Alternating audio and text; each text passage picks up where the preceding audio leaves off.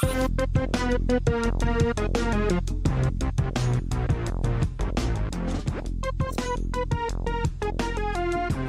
like your outfit? With threads like those, I can't lose. Is that an Instagram joke? No, I think it's what Rami Malek said once. Oh, yeah. What was he wearing? Was that a It was his outfit for one of the Night at the Museum movies. Yeah, he was Yeah, King Tut? Was that right? I think he was a pharaoh. I think he one of was the pharaohs. Yeah, I think he was one of the pharaohs. Yeah. And if you're gonna be a pharaoh, be Will Ferrell. Oh. Oh man, there's a movie from the early 2000s that unfortunately will never get made, huh? Will Ferrell. Will Ferrell, yeah. Wow. That's one of those things. That is one of the highest grossing comedies of 2004. Yeah, I agree. I mean, it would definitely be up with one of those Michael Colby projects. Anyway, Directed by Steven Soderbergh. Oh, yeah, I mean, well written, good dialogue. Welcome to the show, everybody. We are Some Nobodies. My name is Zach. This is Dylan. We create weird stuff. We like to think with our brains and then make those brains do things that make other people laugh. And usually it's only me, and that's okay because I'm funnier than a lot of people out there. From how I feel. That's how I feel. That's my opinion. I feel I understand comedy better than most people. And Reasonable. And if I think that it's funny, then people should just agree with me and just say, yeah, that's right. And I find what we do very funny. Just so you know.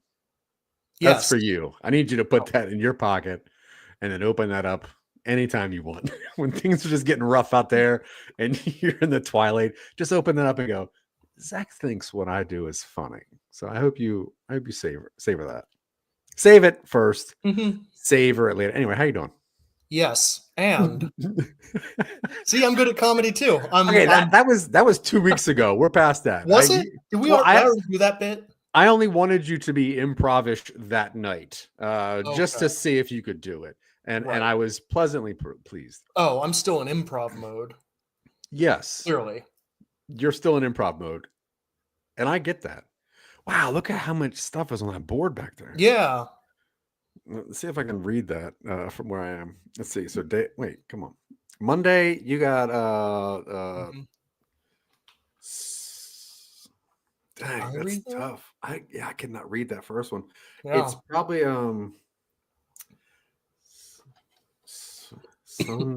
Sun Escalator. Super and then there's Shrek under that. And then it's a Ubi regular, which I think is what they call purple potato. Yes. Tuesday, you have Kenny Bartram, who we all know who that is. And then there's Tidy. You got to tidy up. Then there's Helena, which is one of your favorite Game of Thrones members. It's actually the My Chemical Romance song. Oh. All right, let's get into what we do here. Is that okay with you, Dylan? I'm just along for the ride. It's just so much scrolling to figure this out. But as you know, if you listen to us, if you watch us, we got to do what we do in the very beginning.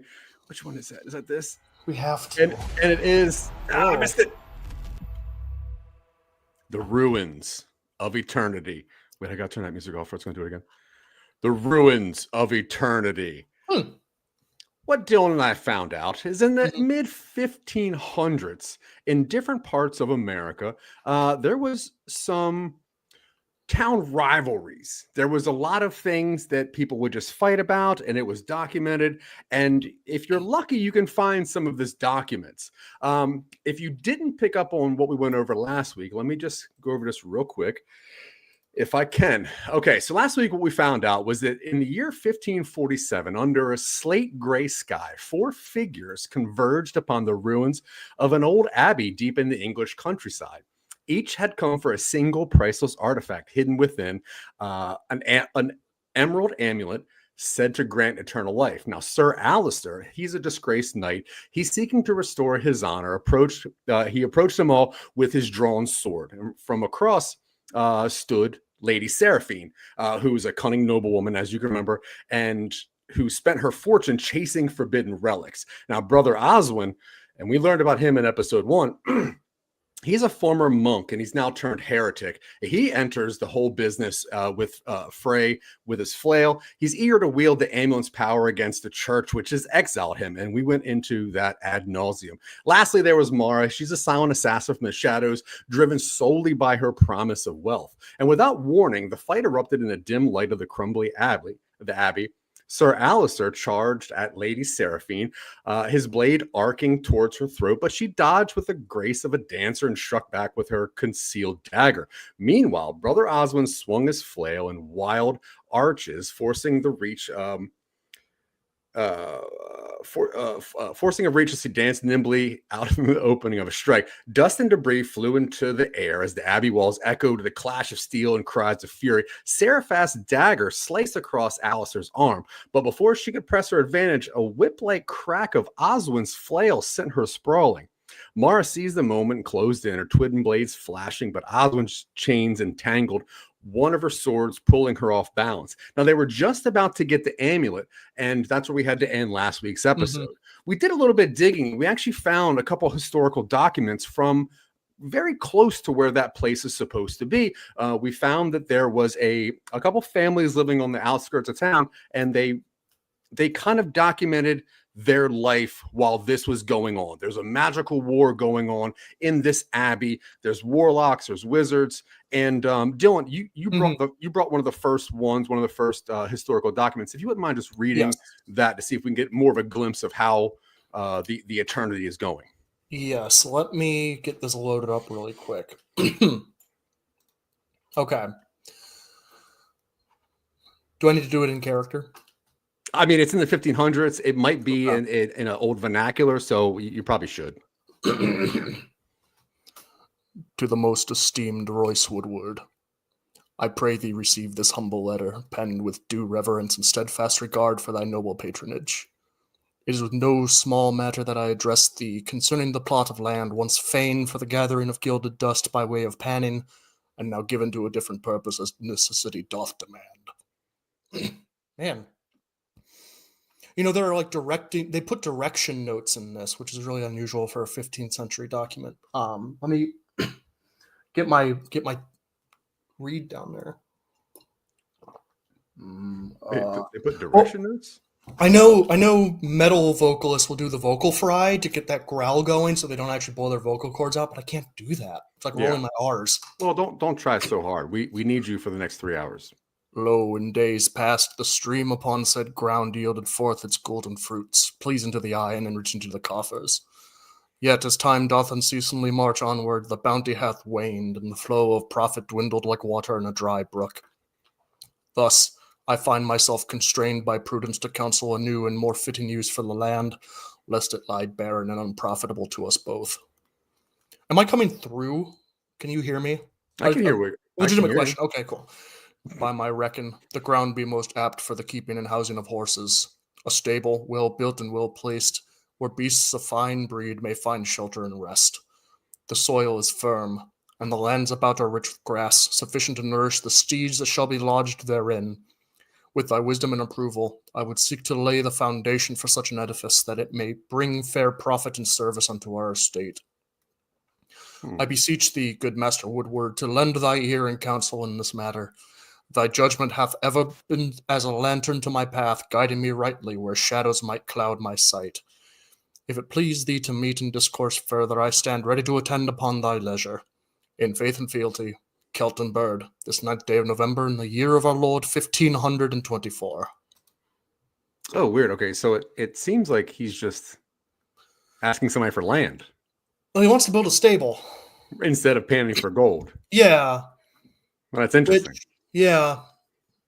Like, you think if there's like a wizard war going on, like they might talk about that. They might. Yeah, we do have a couple more documents. Let's figure this out. I actually do have one that is to Kelton Bird, who is the person okay. To the Honorable Kelton Bird, my trusted companion in matters of land and labor.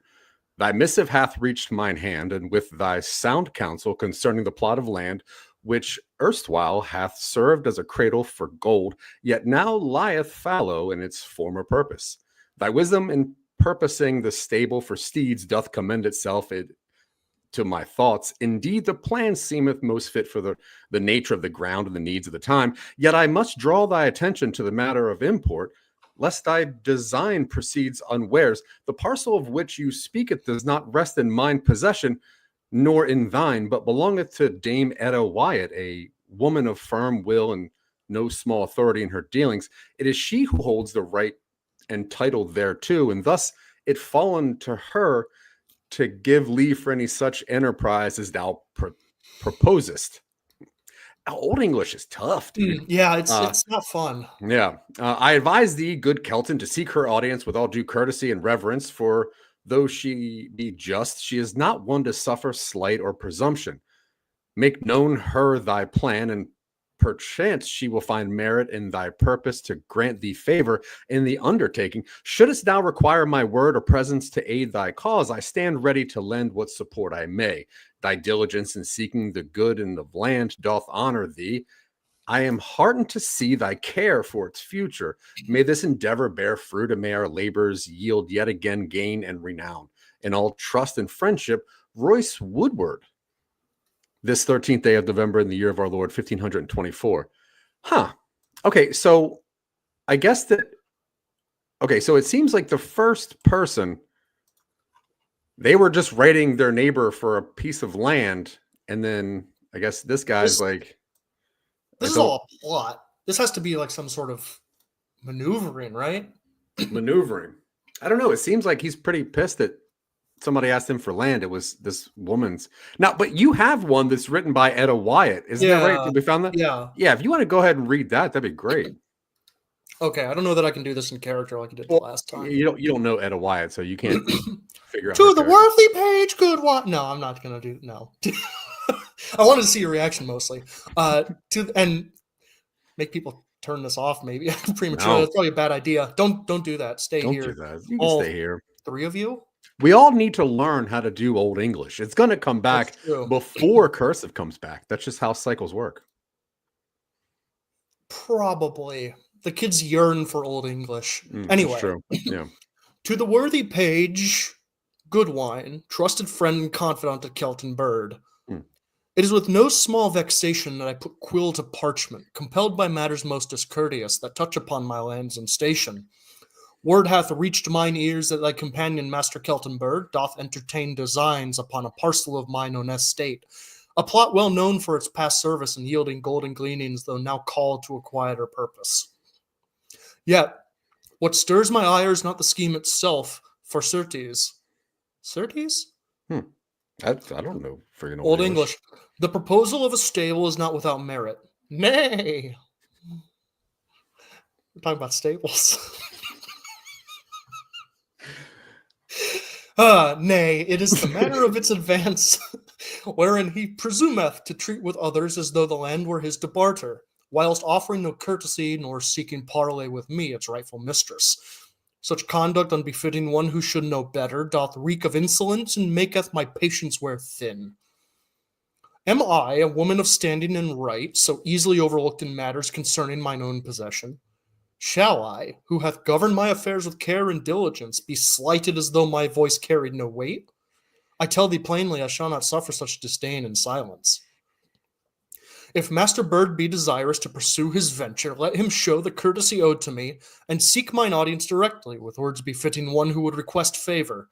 Let him lay forth his plans, and perchance I shall lend mine ear and judgment to his cause. But if he continue in this uncouth manner, I shall see that his designs come to naught, for no stable shall rise upon mine land without mine express leave. I beseech thee, good page, to counsel thy friend in this matter, for thy wisdom and temperance are known to me, and I trust in thy ability to guide him aright. Let him not squander opportunity through rudeness, nor provoke my further displeasure.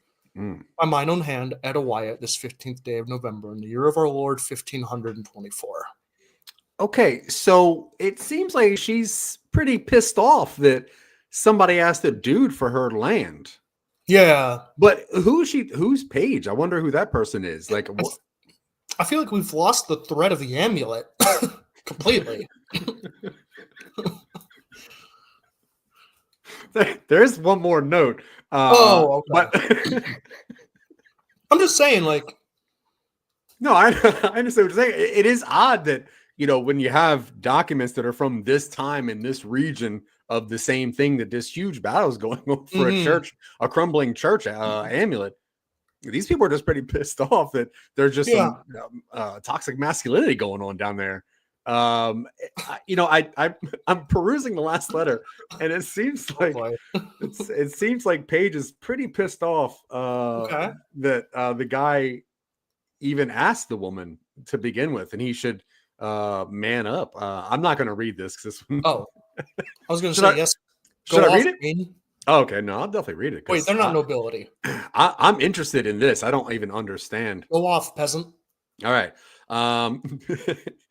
To the esteemed Royce Woodward, a man of renown and rightful strength, thy name oft spoke with respect doth now stir a curious conflict within mine own breast. For words of thy dealings, or lack thereof, regarding the plot of land, hath reached mine ears, and right not to flatter, nor to tread softly upon thy pride, but rather to speak plain, as befits the gravity of the matter at hand. The land in question, held by Dame Etta Wyatt, is all but accounts ripe for the worthier use.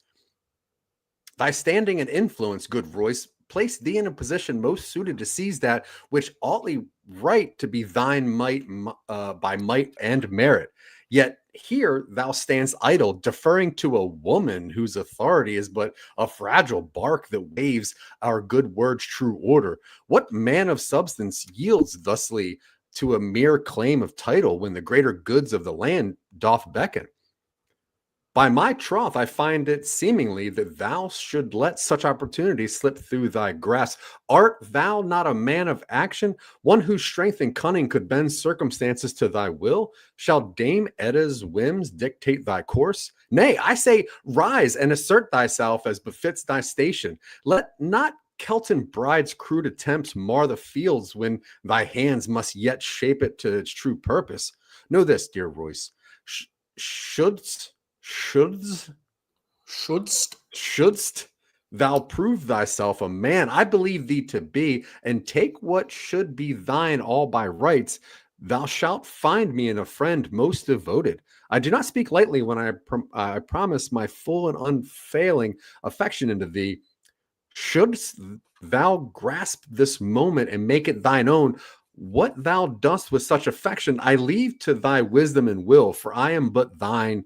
Shouldst thou show thyself worthy of the name Woodward, take heart and take action, lest thy legacy be one of hesitation rather than conquest. I await with bated breath thy reply, and most earnestly thy deeds. Ever thine in faith and passion, Paige Goodwin, the 16th day of November in the year of our Lord, 1524. So,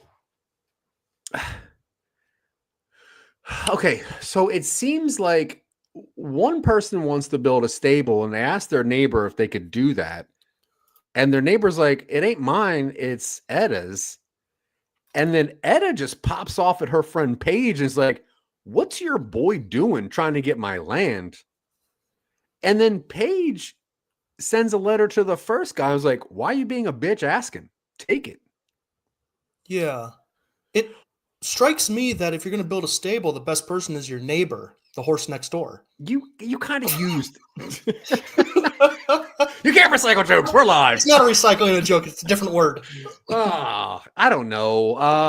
Man, I had so much more to go into, but I was really hoping we would get a little more of that amulet. It's it feels like, and I know this is 500 years ago. You watched all of Breaking Bad, right? Like you've never heard of it. Okay, well, so it was this TV show on FX, and it had that actor from Malcolm. Oh, is that how you pronounce AMC? Yeah. Oh, weird. Which is weird because I knew exactly what you were saying, even though you pronounced it horrifically differently.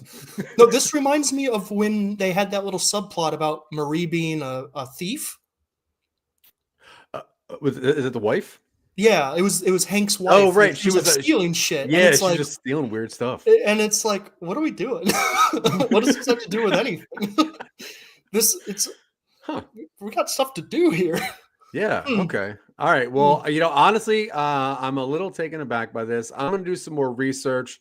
Hopefully we can get back into what we're trying to figure out, what happened to this friggin' amulet. I thought we were pretty close with Sir Alistair and Mara, but until next week.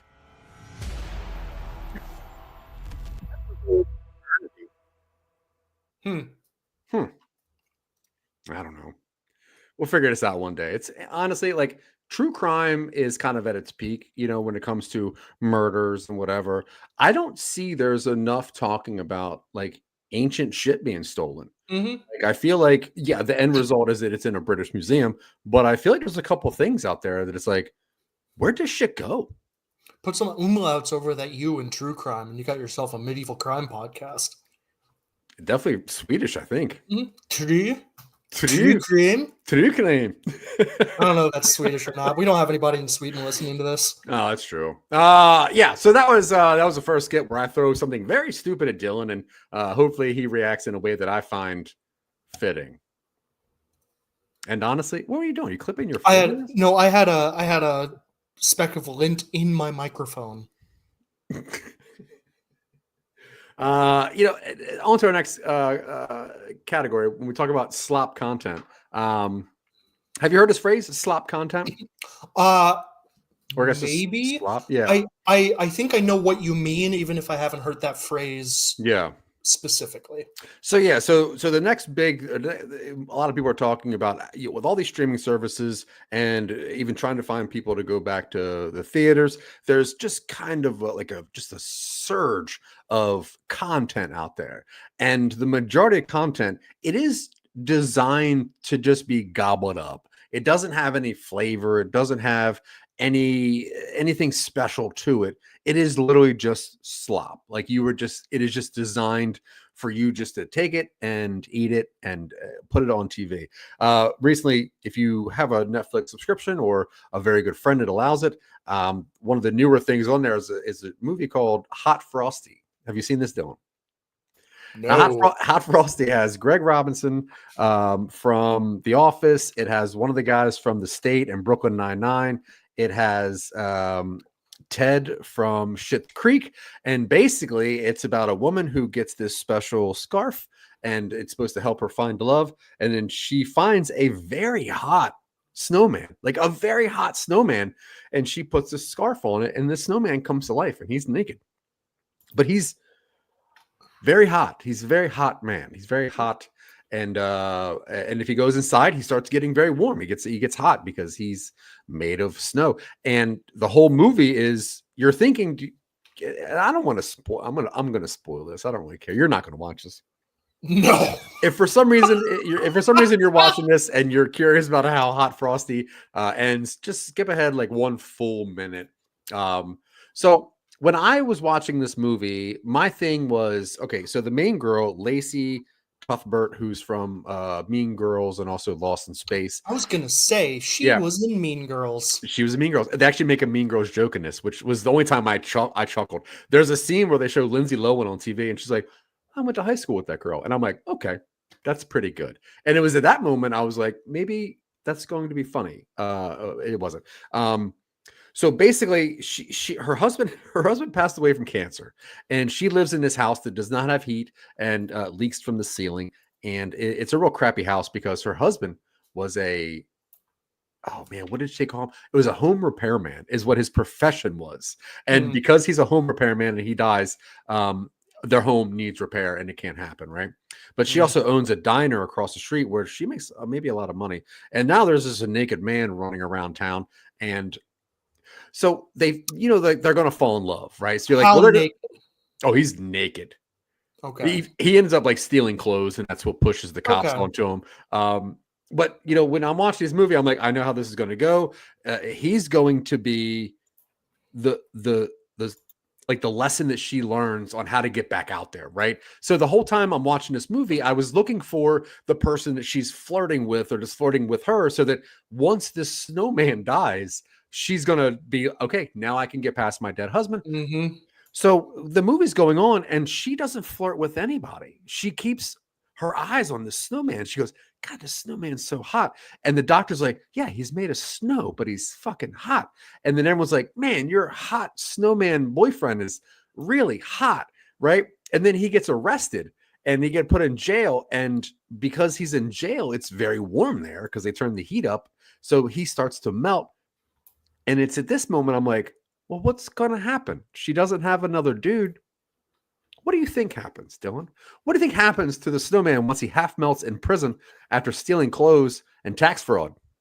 So I want there to be a third act twist where he turns into this hideous monster because he's only half formed. That'd be great. I don't think that's. I think she's just going to rebuild him and do it again, and it's a different hot guy being a different snowman. No, that'd actually be maybe funny. He just comes to life. Was he not already alive?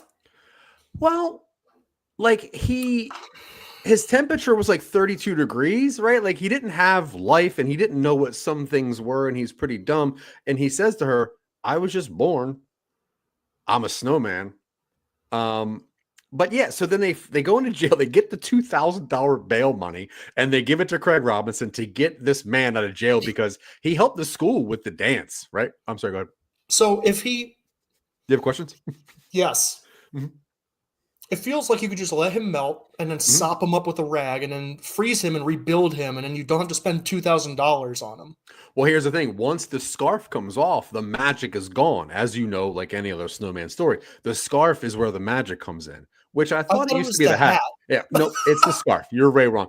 So the scarf keeps him alive. If the scarf falls off him, then he just loses the magic consciousness, right? When he melts, he doesn't lose the scarf. He just is in a puddle of water, still hot. His shirt's wet. And then they put him into a big pile of snow after paying the bail money that the cop's son had to chip in the last $10 for because this snowman taught him how to dance. But yeah, so everyone's like, oh, I'm so sorry your snowman boyfriend died. He was so hot. His name was Jack because he stole a shirt with the name Jack on it, right? That he doesn't have a last name. His name is Jack. Then this man comes back to life, and the whole town of 33 people cheer amazingly. The principal, the doctor, the sheriff, the mayor, everyone's there. And they're like, oh, yes, hot Jack's back. He's a real boy now. This is like a 30-year-old man that doesn't have a social security number. He doesn't have any. He doesn't have a last name, and he's weird looking too. Well, yeah, there's something.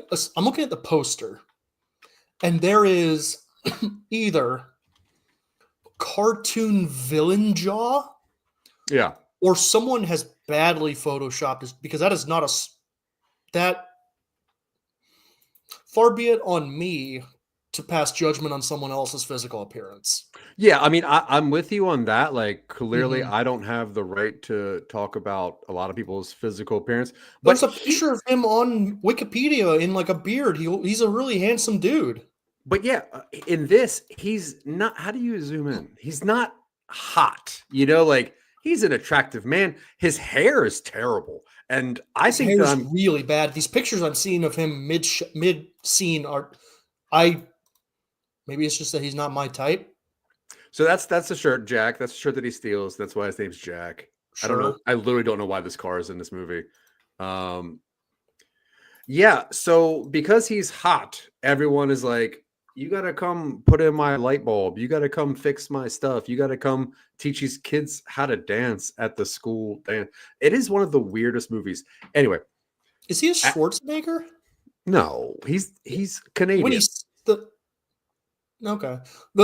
I'm seeing pictures of him in this movie, and it's pictures of him smiling, and I'm just like, this dude looks like Arnold. He kind of does look a little bit like one of Arnold's sons, but no, he's like I said, he's the weirdo from Schitt's Creek, and he's one of the Levy brother or Levy friends. Like he's friends with like that group of people with Catherine O'Hara. But it has an 88% on Rotten Tomatoes. Every single line, like I was watching it, and I would literally say the line that was going to come up next. I probably did that 25 times. I was like, please don't say this. And then they said it. I'm like, oh my God. They either said the thing you thought they were going to say, or they said the part you're supposed to leave quiet. You know, like the part that's supposed to be subtext that you say things on top of so that the character's like, oh, I understand what you're really saying. You know, like at one point she's like, I'm having a hard time connecting to people because of my dead husband. And you're like, yeah, we know. Like, oh, what'd you find out?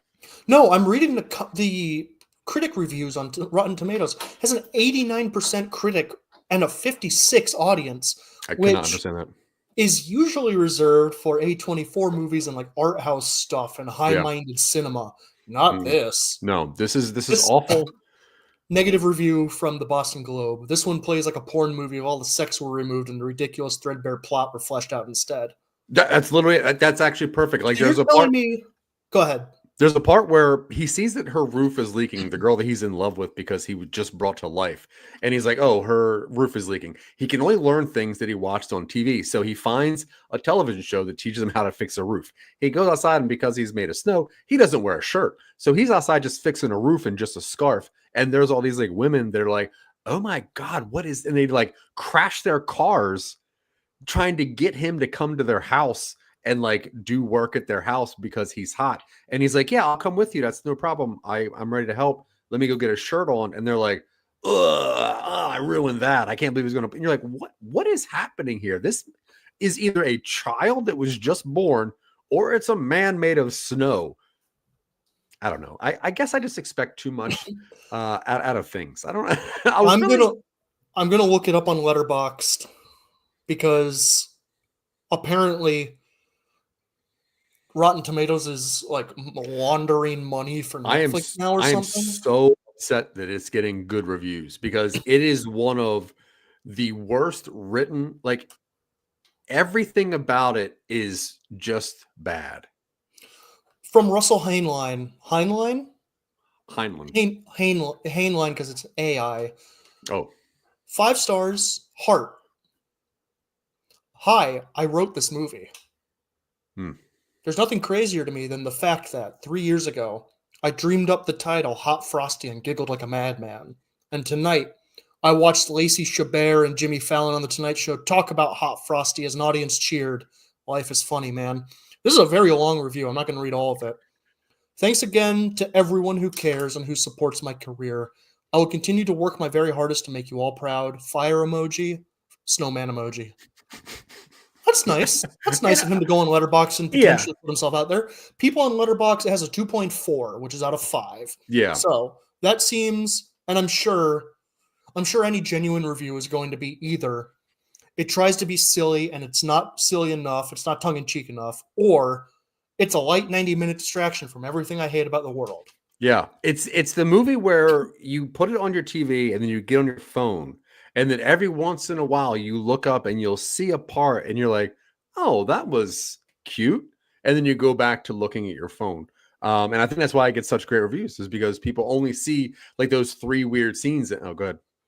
This implies, we're not a family show, so I'm going to read this word for word. Yeah. This implies that someone sculpted cock and balls out of snow. Yep. Does she fuck the snowman?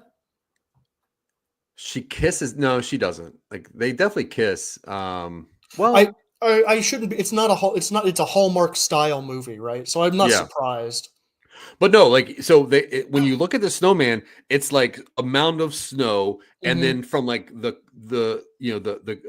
whatever the muscles are at your hips, those weird side muscles, the gutters. Yeah, the gutters. Yeah, so it's like a mound of snow and then gutters up, right? And then when she puts the scarf on him, the mound of snow now is like he just stepped out of it. And there's old people there, and he's just naked, and they're like, "Hi, everybody!" And the woman's like, "Get over here!"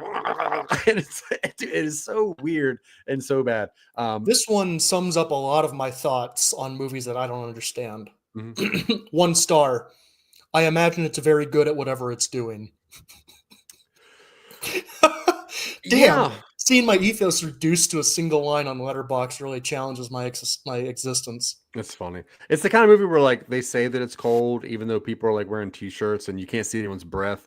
And it's the kind of snow that never really melts or gets dirty. And you're like, yeah, okay, I guess it's whatever. I don't care. But that's what I was watching. What are you watching? What have you seen or reading?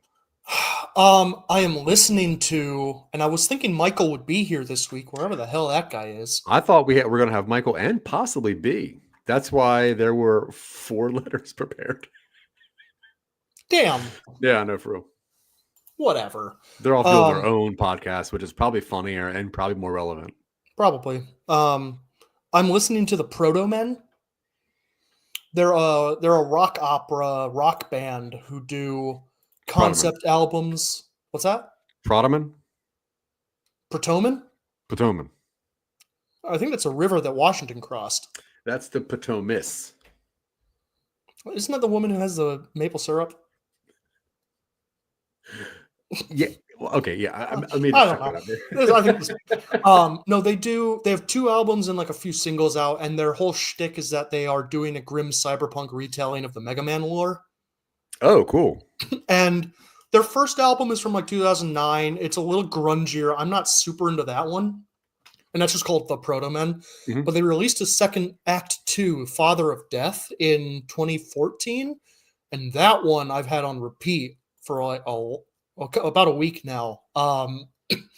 It's just a very good kind of like run into the center, like,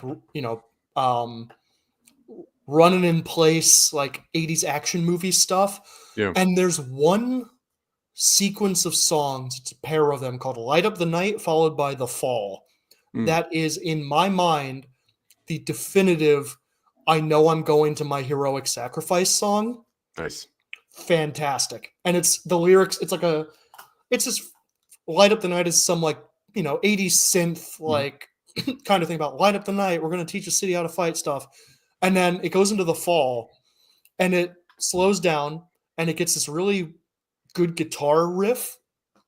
And then it launches into this chorus, like a choir singing like, climb to the top of the world. And when you do, you'll find, like, it's like when you fall, you'll fall from a height that no few men have ever reached. And it's a soaring operatic rock song. Cool. And I'm walking down a Chicago street, like getting goosebumps, like, damn. Right on. He rode that motorcycle to blow up the authoritarian headquarters. Oh, damn. That's so cool. It's very good. Yeah. I always like when you are somewhere and you're listening to music that you don't normally listen to. And for some reason, those two worlds just like combine. Like I remember, so I'm from Maryland and there's like this weird park called Turkey Point. And you get to drive like into the woods for a while. It's like a state park. You're driving past that, and you kind of drive out to this peninsula. And there was a couple of times like me and my daughter were driving down there, and I would just have maybe a joke or something. I put on classical music because it cycled through the radio, right? And I forget which song it was, but just driving like through these like hills and the way like the light was going through the trees and this classical music, it just happened to like all hit that right wavelength that was so cool. And I couldn't really recreate it. But I like when that happens. And I would assume that sometimes if you're walking through like a big city and you have like that kind of, compounding big kind of boisterous like score that probably feels pretty cool sometimes. That's awesome. It's really nice when you're walking down Michigan Avenue listening to music about resistance and Trump Towers right in the fucking distance. I know. And that building is such in the craziest spot to be so ugly. Man. All right. Do you watch Dimension 20? Are you a fan of Dimension 20 at all? I watched Fantasy High School, the first season of it. I enjoyed it. I can't really. I've tried several times with multiple different shows. I can't really keep up with actual plays. Yeah. I just can't. Yeah. I've watched all of the seasons. I love them all. I've watched all 3 seasons of the Fantasy High. The current season on, I have a hard time with, and I don't understand it. If you're watching or listening to this and you watch Dimension 20, let me know. Send me a comment. Let me know what you're thinking, because the current season is kind of tough to get into. It's do you know like Kids with Brooms, like that gameplay style? Have you heard of that style of D&D play? Kids with Bikes? Kids with Bikes, yes. Yeah. Yes, I know Kids with Bikes. So they're using that. Yeah, so they're using that, and the storyline is that they're all these random kids from the United States that get teleported to a Hogwarts style school, and the school is trying to like gatekeep magic and not let anyone else use it. And these kids want the world to be able to use magic, and they don't see why this tiny little communities get to use it. And they obviously went off rails in season 1 and kind of broke the game. But if you don't know Kids with Bikes, it's the kind of game, and I'm not sure if this is how it originated or if this is what Dimension 20 does. But you instead of like having like a D20 for your stats and whatever, and you roll, you start out at like a D4. And you have like your 6 skill levels, and they all kind of have their own dice. They all start at a D4, and then if you say you roll a 4, that explodes. Then you go up to a D6. You keep rolling. You can keep exploding, and it keeps going, and then you stick at that dice. So now the next turn, you'll be at 6 for that under skill. So it's really cool when Dimension 20 uses those styles. They've done it a couple of times, and it's worked really well. The current season is just it's political in such a weird teenage way that it's hard to kind of latch onto. So I was kind of hoping you were into that. I mean, I know Brendan Lee Mulligan by reputation in the tabletop game world. And I like his stuff. I think he's a great personality. Yeah. And I know people really latch onto what he does. Well, he's not even the game master. He's a player in this season. Okay. Do you know? Sorry. No, I was asking what's the name of the DM is. Yeah, Abria Iyengar. Okay. She's been on Critical Role a couple times. She's ran her own campaigns. This is, I think, her third campaign for Dimension 20. She also did the Stoats from like the last big campaign where they were all like little weasels, and then she did a side one where like they're all fairies or whatever. She's great, and she's the one that kind of elevates what I think D&D used to be into what it is. Like, she's the one that brought extra items to the board. She's the one that kind of brings a little bit of the gameplay to real world that makes the players want to stay in it a little bit longer and a little bit harder, because I think she makes it easier for them to fall into that character. She gives props. She's kind of a Critical Role person. Yeah, she got really popular in Critical Role. Then she came over to Dimension 20. She plays a couple campaigns in them, but she's running this current campaign. Sure. If you happen to check it out, let me know. It's dense. It's very weird, like what they're doing, but it is cool. Like, they're constantly dying, and then they need to find a way to like get themselves back from being dead. And one guy has like the devil. I don't know, whatever. All right. So we were talking about slop, talking about good things, and I think that we're reaching a part in one of my fan bases that I wasn't expecting to get to. And if you know me and you listen to anything that we do and it's live chat, I'm probably talking about A24 and how much I love their movies. Everything Everywhere All at Once is one of my favorite movies of all time. Uncut Gems is a movie that sticks with me way too much because of how anxious it made me. A lot of their movies have hit me in a very interesting way, and it really pushes me creatively because it is the opposite of slop. It is not content for content's sake. It is all tours that have a story to tell, and they really go at it. Another movie we talked about is I Saw the TV Glow, and that was one that after speaking to you about it, I kind of changed my mind. There's a couple A24 movies that are coming out, and one that's actually out that I haven't seen yet, but I wanted to get your opinion on it based on trailer alone. One of them is that movie Heretic, and that stars Hugh Grant. Yeah. And I don't have a lot of other notes on it, but we watched a trailer right before we went live, and we didn't really speak about it. And I was curious what you think about A24 as a company currently, and what you've seen of them coming.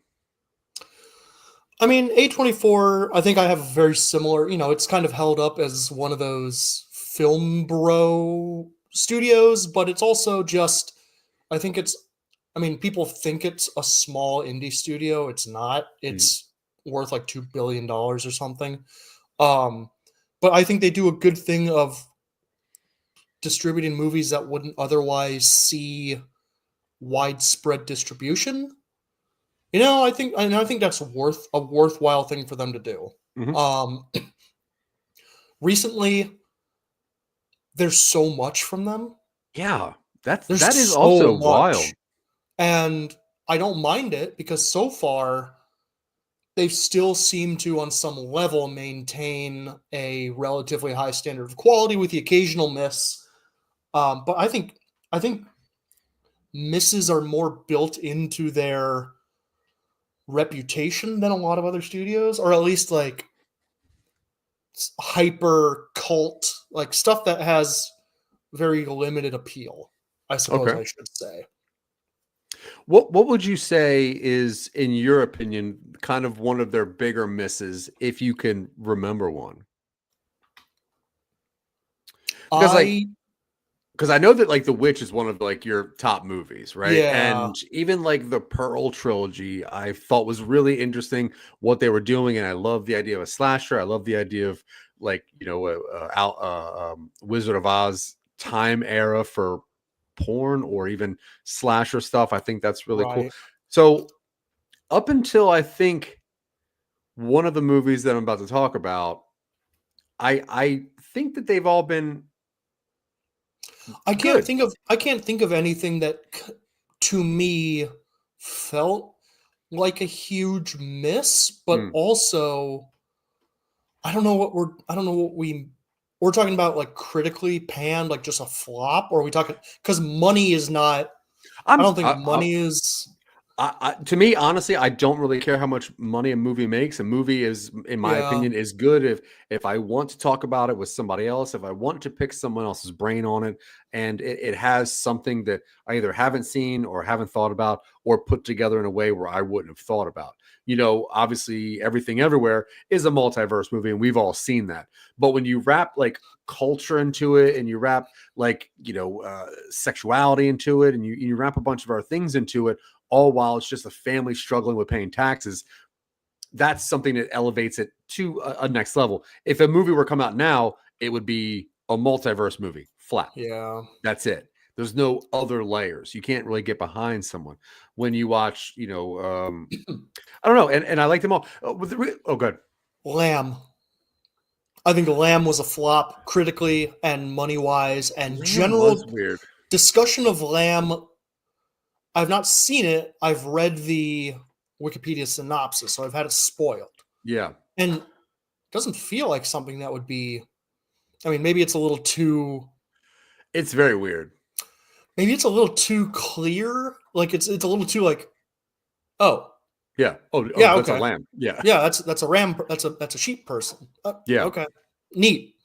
yeah. Also, I think Beau is Afraid was probably one of their more divisive releases. I was just thinking that I thought Men was something that I wasn't sure if I thought I liked or not. I had a we hard time digesting that movie. we had a good experience watching it. That was I a had fun a, time. I had a great experience because there's one point where I was like, I Oh would not man, have ever thought this was going to happen. I forgot about Men. Yeah, no, I love Men. I don't know if I like it, but I love it because it does a thing. It's like something that I would not have thought of, something that I think, like, when you even think about movies like the last Francis Ford Coppola movie, Megalopolis, like I don't like the movie, but I'm so happy that it exists because it's so different than movies and so weird. And I think that I would rather a miss, like a big swing and a miss, than a hot frosty. Yeah. Genuinely. And I Okay. think that's what I like about A24. Although we did watch a couple more trailers. We did watch one for Yes. Y2K. And I Well, we was didn't. curious. Did you want to talk about Heretic, or was it just an example of Oh, something? yeah. Do you want to talk about it? I didn't I know mean, because I've only seen the trailer, so I don't have a lot to say okay, I about it. haven't seen it either. I'm wondering what I mentioned this before the show. I wonder what if there's a barbarian twist where Okay. it's something that is so. Go ahead. No, go ahead. Oh, okay. When I say barbarian twist, what I mean is the trailer promises you something, and you kind of get that in the theater, but it is delivered from from an angle that was so hidden from everything. Okay. Like there's something that there's a left hand turn in the movie that they do not talk about in the trailer. Yeah. So most of the trailer is pretty much about two women that are staying at this man's house They're for a missionaries. Oh, right. Okay. So it's They're about like faith, Mormons. right? And there he gives them a way out, but they have to choose based on their faith, I think. Now what would the twist be in something like that? He has God tied up in the basement. God tied up in the basement. Alanis Yes. Morissette in the basement. Yes. Oh, that's so big. Is that my title? I'm a talking heretic? You're a talking heretic. Yeah, I'll take that's great. I'm gonna put that at the top of my resume now. that's not bad. I can't believe how large that is. That's big. That's a You can should have you different styles available to you. what? Yeah. I I should not be in control of this. Oh. I'm gonna get rid of that. Alright. Yeah, so okay, so it is mostly about faith. Is that a movie that you want to see? Someone that is questioning faith or questioning a missionary's version of faith? No, I don't think so. Yeah. Hugh Grant looks creepy. I might watch it on streaming in like the background, like if I'm Mm. cleaning or something. But I it feels like it's trying to set it up that it's like, oh, this is a creepy discussion on the philosophy of belief. I suspect that it's gonna get real dumb in the third act when something that was previously metaphorical becomes very, very concrete. Now, can they go Reds? No, I was going to say Red State, but I think I forgot how that ended. Can they do a thing where God will intervene? They could. Would Red that be? State does not end like that. I know. I thought Red State ended with it was actually aliens, but I don't think it was. No, there's the original concept ending where it is the apocalypse and Yeah, it that's ends with the sky splitting open. But no, it just turns out it's the people next door playing trumpets on a speaker. okay. I think my brain just absorbed that first one, and I was like, "Yeah, that's how it ends. Like it Sure. ends with apocalypse." Yeah. All right. All right. Yeah, I'll watch it. Like I watch every A24 movie. I don't have high expectations for it, so I don't really know. But you're right. Like it does have that. I'm almost looking for the twist. You know, Hmm. it has that Shyamalan kind of feel to it. We watched a trailer for Y2K, which is Kyle Mooney. He wrote, and it's his first time directing. Kyle Mooney is an ex SNL cast member. He is known to have like a 90s vibe. Like that's his thing. He loves 90s electronics, loves 90s fashion, and kind of has like even his vernacular mostly is 90s. So for him talking about, wow, I can't believe how large that is. For him to talk about Y2K, I think is funny. I think that's a really interesting time of the world. How much do you remember Y2K? I was 9 years old. I remember being at a friend's house. He was a funeral director, the dad was, and they lived above the funeral home, like on the third level of the funeral home. And I was on the computer because I was an antisocial little nerd. Mm-hmm. And one of them was like, hey, you should turn the computer off in case, Y2K. Midnight hit, nothing happened. Yeah. Do you watch Righteous Gemstones? I watched the first season. I liked it. Mm-hmm. I haven't watched the rest of it. So in season 3, a very small subplot is at one point the ministry were selling these Y2K survival buckets, and Mm-hmm. it kind of comes out that Yes. Y2K was just kind of made up by mostly religious people to make people scared and to buy a bunch of weird stuff. I don't know if that necessarily is true. I think that it is true, right? Well, there was back in the 80s, someone first brought it to people's attention. And he was like, hey, in 20, like looking ahead, or like several years before, it might not have been the 80s, but someone did bring it up beforehand. And there were worldwide actions taken to prevent it from causing trouble. And it turns out, hey, when you take preventative action to stop something from happening, it stops it from happening. He pulled Jim Halpert and just looked straight down the camera lens and say that. Yeah. No, I completely agree with you. I don't think it was a hoax. I think that it was maybe going to happen. I think that there were some fear mongering people that took advantage of it. But what they thought was going to happen was that, in a binary world of zeros and ones, once the clock hit over and it was the year 2000, the computers would not understand how to count to 2000, which baffles me beyond comprehension, right? Like binary was designed to count to almost infinity numbers quickly.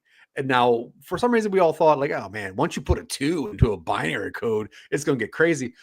Nothing happened. But what they thought was going to happen was that the internet was going to shut down. Random things were going to take control of themselves, and they were going to launch their own almost pre-AI something. It was everything's gonna shut down and break.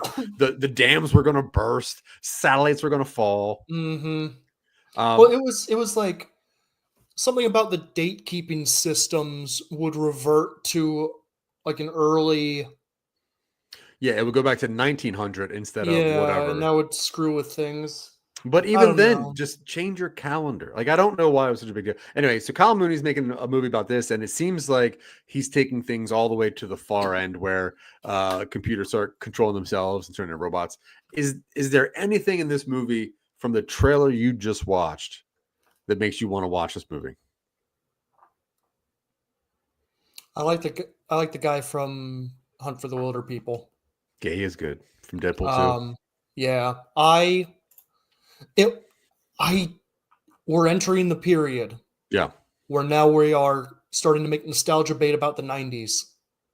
And not just the 90s, 2000. the early 2000s. Yeah, And I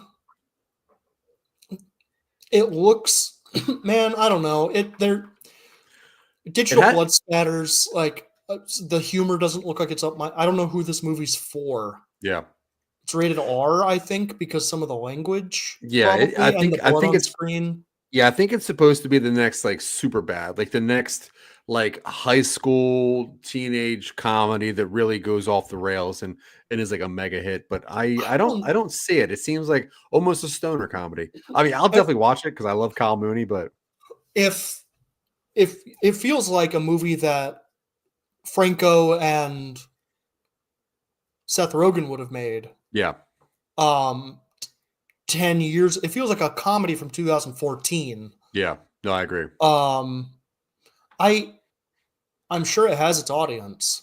Yeah, I mean that's probably I me. don't think I'm in it. But it's weird. I think It's this is the first Y2. This is the first A24 movie that I'm not. I don't know that it's going to be good. mhm. I'll watch it though. I'll let you know. Yeah. All I right. mean, it's a fine concept, sure. Now, the last one that we watched right before we went live is a movie that I'm super excited about Yeah. because one of my other favorite movies is Parasite, Yeah. and I thought that was one of the best and most well constructed storytelling devices that I've seen. And when you watch all of any of Bong Joon Ho's, any of his works, it's just so well crafted. Now, him with such a big budget, he won an Oscar. He was like the first foreign filmmaker to win Best Director. So mega accomplished. So now he Mhm. gets Robert Pattinson and he gets put into a movie that sounds like something we've worked on before. Absolutely. Yeah. Like the I whole mean, story. Oh, good. yeah, I know. I mean, it's all part of the zeitgeist where it's like, hey, let's take these sci-fi concepts and kind of work them into their logical conclusion. Yeah. And yeah, we're part of the. This is not derogatory. I mean this in a clinical way. Oh, We are a part of the Rick and Morty generation of sci-fi people, where you take sci-fi concepts and you apply a certain filter to them. or you push them to their Mhm. law limit, Yeah, which I you think is always funny. exaggerate them to comedy. Yeah. Yeah. Like it's funny if there's 3 clones, right? But what Mhm. if there's like 20 clones? You Yeah. know, and also why are these clones here? When you start like multiplicity was what if there were 5 Michael Keatons, right? Mhm. And Oh that man. was movies that we grew up with.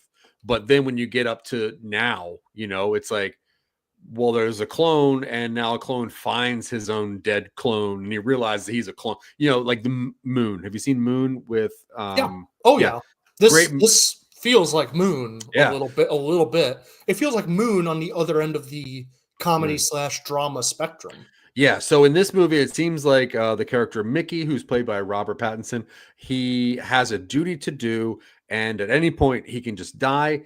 And he signs up for this activity where he gets cloned a lot, and he keeps coming, but not even come back to life. Like He's a new version of him comes. he's like a disposable explorer kind of. Yeah, and at some point, a couple of the Mickeys get together and they interact and they become Yeah. friends. The things I've heard about it, I heard that Robert Pattinson was challenged with coming up with as many voices and characters as possible to present them to Bong Joon-ho so that he can because each of the Mickeys have to have their own characters, their own style of speaking. And at one That's point, interesting. the first thing that he brought to him was a Beavis and Butthead style character, and Bong Joon-ho apparently hated that and almost fired Pattinson for that. Then he came back with a Ren and Stimpy. Like two of the Mickeys were going to be Ren and a Stimpy, and apparently he loved that idea. Then he came to him with like a couple of like Godfather style characters or Goodfellas style characters, and apparently he liked that one the most. And that is what Mickey 17 is based on. It's like this almost Ray Liotta sounding character, and it has like a Goodfellas kind of vibe to the trailer at least. But I do like the idea of multiple clones interacting and having that existential crisis of, well, if you're me, what am I? You know, I think that's really interesting. What are you expecting out of Mickey 17? I mean, I think it's going to be goofy. I think it's going to be fun.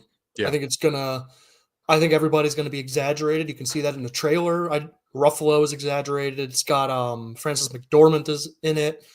Pattinson, weird guy, and I like when he's weird. So, you know, honestly, he has not let me down. Like, no. Twilight is what it is. I think that he did a fine job in Twilight. Like, I wouldn't. The first Twilight is a fun watch with a group. Like, you put that on with the right people, and you can have a pretty good time. Yeah, if you watch that movie not looking for YA, you look for a vampire comedy, it's pretty good. I mean, if you're going in expecting YA, it delivers it. Yeah, but it doesn't make it very good. It just it's not good. It's fun. I think it's fun to watch. It's very funny. The rest of them have moments. Yeah. No, I've seen all of them. Yeah, I've seen them all. Yeah, the rest of them have moments to them, but it's not worth sitting through the stuff in between. Yeah, no, I agree. Yeah, most of it is not good, and then there's the baby, and that's fun. Cool. Have you seen the animatronic baby they tried to use? Hideous. That thing is hideous. I don't understand how that could be worse than what they presented, but what they presented was like 1,000 times better. Release the puppet cut. Come on. All right, let's get into what we do. If you don't know, we have a show called Talking Upstream. It's one of my favorite things I've ever done with Dylan.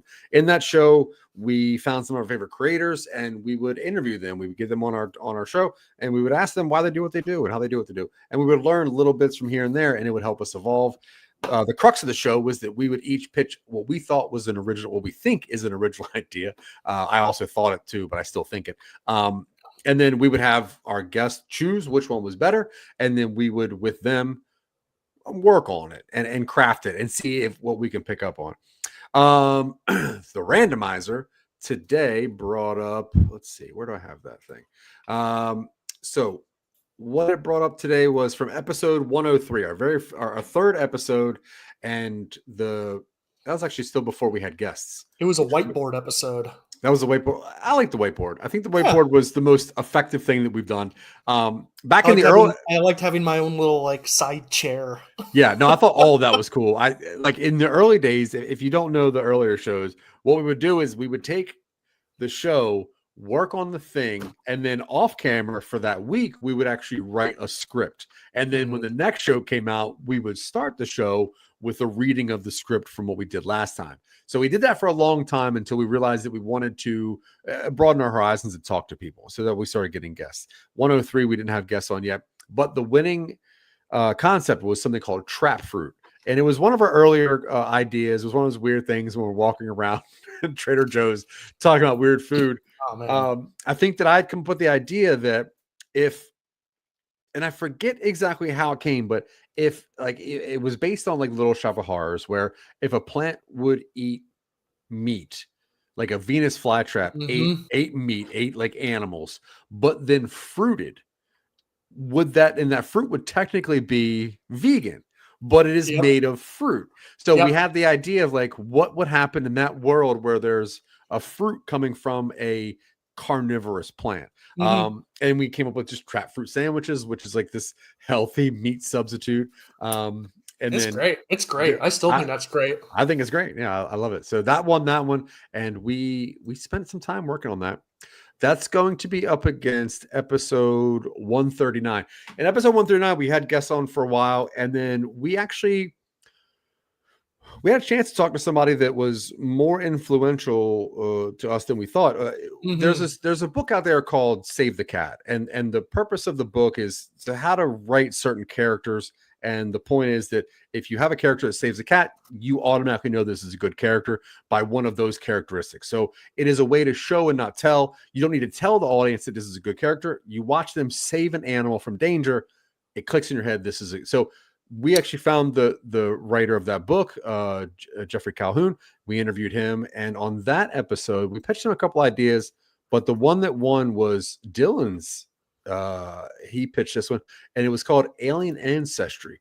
Now, because we were talking to somebody who writes characters for a living, it didn't go down the same process as it normally does. Normally, I throw a bunch of ideas. Dylan crafts those ideas and works those out, and then we kind of we'll start working on the storylines and characters, whatever. Jeffrey was the one that really kind of changed our thinking pattern and was like, well, what's the movie about? Like, what's the story? And we're like, wait. That's not what we do here. So it was a very great episode for us because it taught, at least for me, it taught me a bigger style of thinking when it comes to storytelling. It's like, okay, you have this setting, you have these characters, but what is the point of the story? What are you trying to do? What do you remember, Dylan, from Alien Ancestry? It was like a kid gets a DNA test that has non-human DNA or alien DNA and realizes that. And then he and his buddy go on like it reminds me tonally of like National Treasure, where it's like, what are they stealing? Well, no, tonally, where it's like, oh, there's danger and stakes, but we're not having like people get brutalized or anything like that. Right? Am I wrong about this? No, I don't think you're wrong. I don't remember a lot of it. I do remember the idea that they get the DNA test and this kid has a DNA strand that is so far from being anything on this planet. And that, like, for me, whenever I pitch an idea, like, that's what I wanted. I have a thought or a question, and I'm like, how do you turn this into something? And that's kind of what it came to me. I don't remember exactly what we did with that story, but what do you think about that idea of just having DNA strand that is not of this earth? It feels like a Disney Channel original movie. Not disparagingly, but it feels like there was that era of Disney Channel original movie where it was, I'm secretly a mermaid. I'm secretly a leprechaun. I'm secretly a werewolf. I'm secretly a vampire. I'm secretly a wizard. I'm secretly from Halloween Town. Like, yeah, but none of those came with like a scientific backing, you know, like from that like thriller lens. It was a comedic lens where like, I'm a fish person. You didn't realize that, but I'm great on the swimming team. 13th Year had like, oh, I'm hitting puberty and now I'm suddenly swimming really well. No, you're right. Okay, so I mean, I'm just saying. It reminds me of that, and when you combine it with the tone of National Treasure, you get this kind of like, it would be like, I don't know, maybe they're trying to heist his genetics from the lab. I'm not sure where you got National Treasure out of any of this. It's a tone. No, I get that it's a tone, but when you think about a child getting a DNA test and it comes back and it's like, oh shit, you're part alien or part dinosaur or something, and you're like, and then that tone comes off as Nicolas Cage being like, well, I'm going to steal the Declaration of Independence. I just think that we had a different idea of the tone for this project. But I think that proves the point of what I'm about to say, which is Trap Fruit is a better project to continue to work on currently. We agree? Yeah. All right. Trap Fruit is fundamental to some nobodies. Trap Fruit is in our core. Foundational. Yeah, that's true. All right, so we're gonna put that in the bracket. It's gonna move on to the semifinals, and hopefully, or maybe that's gonna be the project that we spend a lot of time on later on. I don't have much. If you like either of those two projects or you have anything to say about them, put them in the chat, put them in the comment. Let me know. Send Dylan a text, or just go to patreon.com/some nobodies and let us know. We got to put more stuff on there, but we're waiting for you. We're waiting for you to ask me, hey, Zach, where's the stuff? And I'll be like, oh, shit. You must not have seen it. It was right there. And I would just literally upload it right then, but then you'll still common mistake. It's common. Anyway, I don't have anything else. Dylan, is there anything you want to talk about? Anything you want to say? No. Anything that's on your mind. No. It's I don't think it's so. post-election. How are you sitting with that? The only way through is forward together. The only way through is through. Together. Progress is not linear, and there. You're muted. Whoop. I Oh, was muted? You're muted for a second. What did you say? Oh. The only way through. I said progress is not linear, Mm, and there is no final victory. So that's it. We just That's got to it. get through it. We got to get through it That's it. together. yeah, We got to get through it for the right people. yeah. Love people. You know what I Mhm. mean? Be nice. Be kind. People I are don't- friggin' yeah. struggling out there. I Just don't be want to nice. say anything else that I would want to say because get me reported to someone. Good call. Good call. Get me out.